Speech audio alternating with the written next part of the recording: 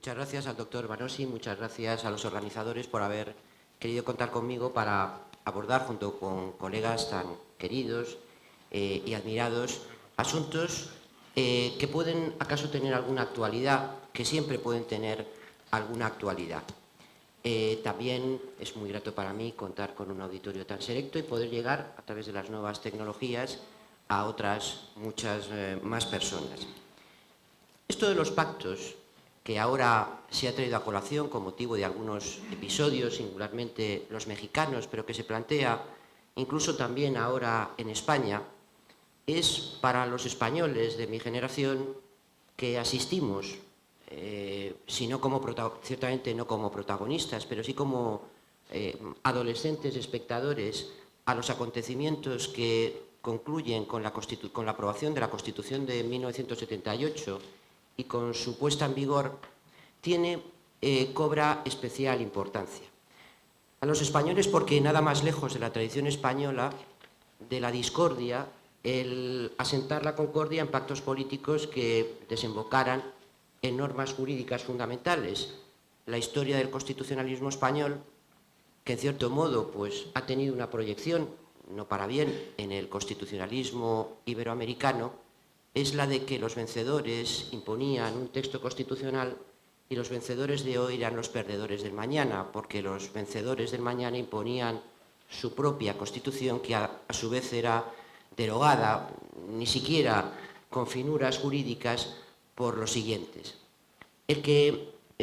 podamos mirar nuestra historia y contemplar que en un momento histórico determinado, en circunstancias ciertamente muy complejas, se pudo dar un paso en la dirección de la concordia y que esa concordia, mal que bien, ha llegado hasta nuestros días, pues es desde luego para mí un motivo de orgullo como español, con todo lo que aquel proceso tuvo de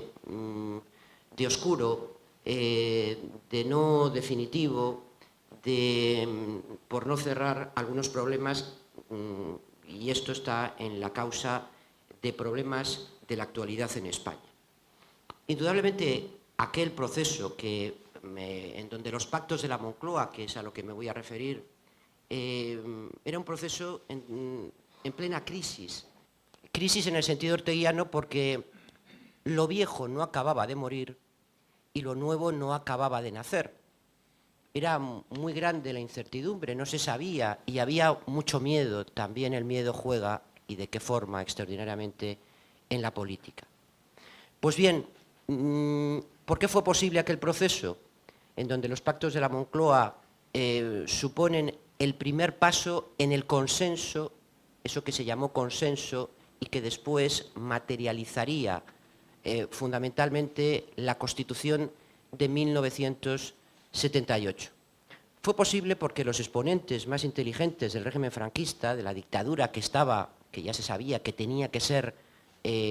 al menos transformada según exponentes del viejo régimen y otros opinaban que debía ser sustituida, pues bien, los exponentes más inteligentes del viejo régimen se daban cuenta de que había que transitar en otra dirección que no podía ser en el contexto europeo sin un régimen democrático similar al de los países que nos rodean, por lo menos por el norte. Por otro lado, la oposición democrática ciertamente quería transitar en aquella dirección. El problema era cómo hacerlo. Y aquí a alguien se le ocurrió algo que después se ha vendido como la gran aportación, la originalidad española de una transición a la democracia desde una dictadura sin romper formalmente los lazos con la dictadura, es decir, haciendo una reforma del ordenamiento jurídico de la dictadura del régimen franquista que desembocase en un régimen perfectamente democrático. Eso entrañaba sus riesgos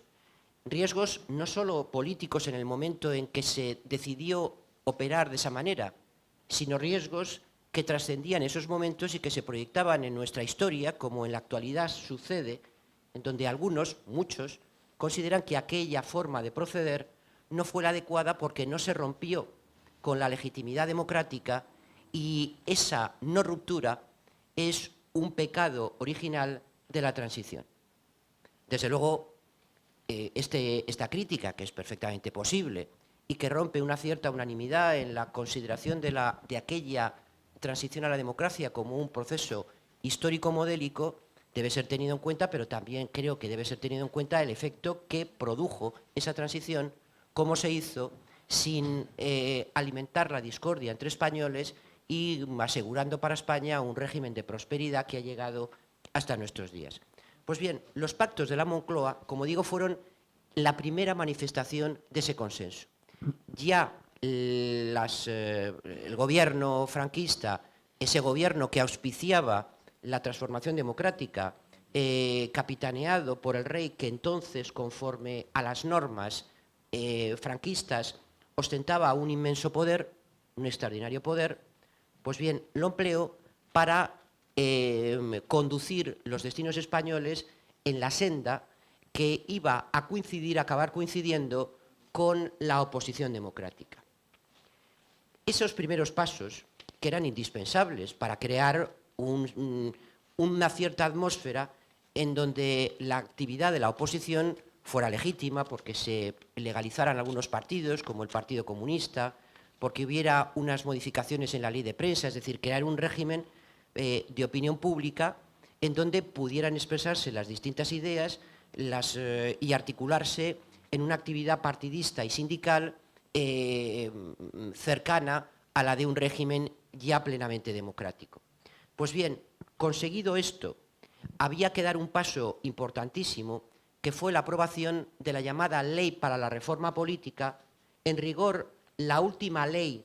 fundamental del franquismo, aprobada por las Cortes genuinamente franquistas, pero que consolidaba, incluso en el lenguaje empleado por la ley, consolidaba ya, preludiaba el régimen democrático.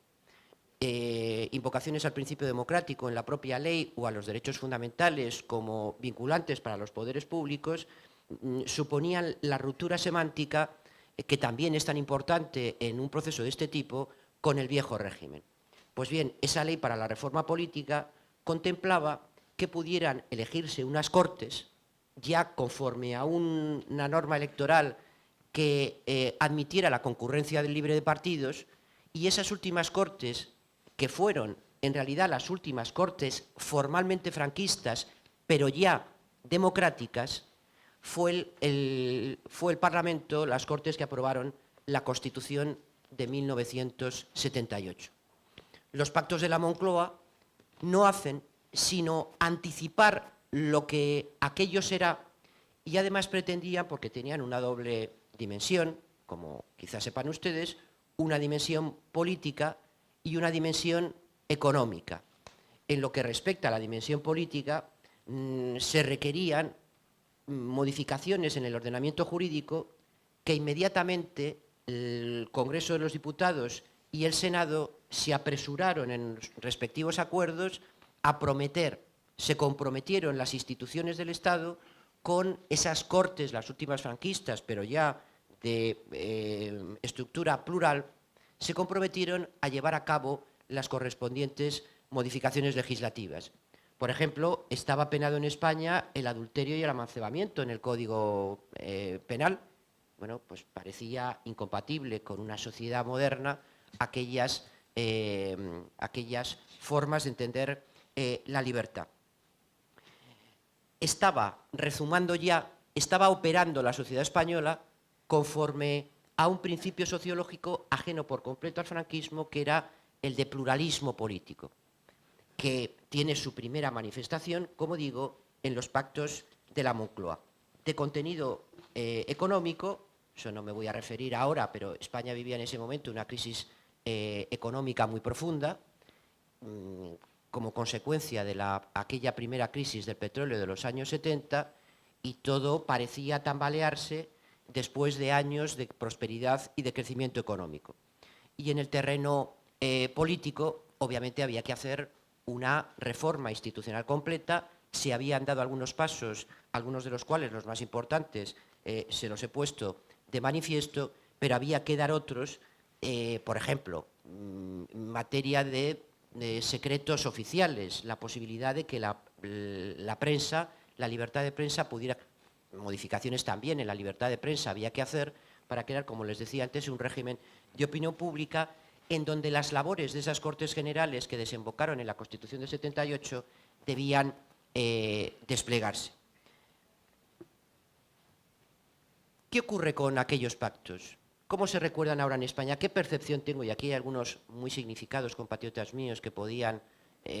ratificar o puntualizarme. Necesitamos otros pactos de la Moncloa, es preciso no reeditarlos, sino admitir que aquellos pactos que supusieron, en cierto modo, un consenso social, un pacto social entre españoles a finales de los 70, deben ahora reeditarse porque aquellos ya quedaron obsoletos y la Constitución, que fue el epítome de los pactos de la Moncloa, debería revisarse. Me parece que justamente ese es el problema que tiene ahora España. ¿Acaso la necesidad de hacer otros pactos siempre, y ya concluyo, señor moderador, siempre las sociedades necesitan pactos que de una suerte u otra tienen que formalizar el ordenamiento jurídico? Y no sé si en México lo han hecho, quizás en la Argentina, quizás otra vez en España, haya que afrontar pactos de este tipo. Muchísimas gracias.